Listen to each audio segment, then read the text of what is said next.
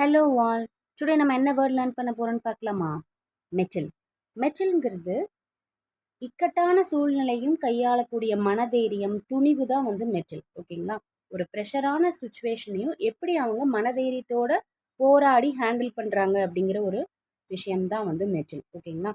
Ability to cope with difficulties. இக்கட்டான சூழ்நிலையை கையாளும் விதம் அவங்களுடைய அந்த திறமை தான் மெட்டில். ஓகேங்களா?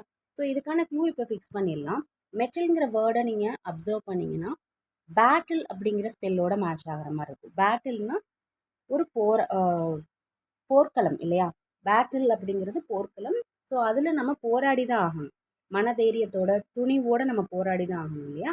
ஸோ அதோட நீங்கள் மேட்ச் பண்ணிக்கோங்க. மெட்டில் பேட்டில் அப்படின்னு சொல்லி ஞாபகம் வச்சுக்கோங்க. ஸோ பேட்டில் அப்படிங்கிறது ஒரு போர்க்களம். அந்த போர்க்களத்தில் போராடி தான் ஜெயிக்க முடியும். ஸோ அதே மாதிரி மெட்டில் அப்படிங்கிறதும் துணிவு, மன வலிமையோட நம்ம போராடணும்னு சொல்லி ஃபிக்ஸ் பண்ணிக்கோங்க. ஓகேங்களா? நெக்ஸ்ட் ஒன் ரீகேப்ல என்ன பார்க்க போறோம் அப்படின்னா டியூபியஸ். டியூபியஸ்ங்கிறது not sure. ஓகேங்களா? சர்டைன் இல்லாத ஒரு விஷயம், அன்சர்டைனான ஒரு விஷயம், டவுட்ஃபுல்லான ஒரு விஷயம் தான் டியூபியஸ். இதுக்கு க்ளூ என்ன நம்ம ஃபிக்ஸ் பண்ணியிருந்தோம்?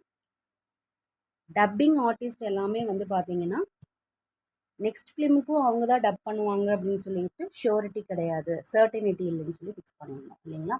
டுமாரோ ஒரு வேர்ட் லேர்ன் பண்ணிக்கலாம். Thank you. Have a nice day.